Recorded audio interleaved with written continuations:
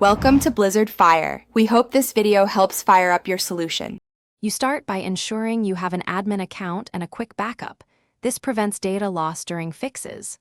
Once done, verify Windows version and install any pending updates because system components often restore functionality.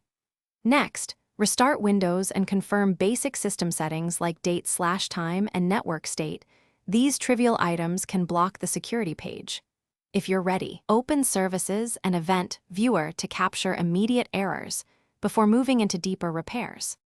You now fix the services that power the security page. Open Services, MSC, and set Security Center and Windows Defender services to automatic, then restart them. This restores the UI backend. After that, run SFC and DISM to repair corrupted system files. These tools often resolve missing components. Make sure group policy or registry keys haven't disabled Security Center. If they have, reverse the changes. Once core services are healthy, the security app usually reappears and reports accurate status. To finish, try repairing or reinstalling the Microsoft Security app. Use Settings apps or PowerShell reinstall commands so the UI package is correct.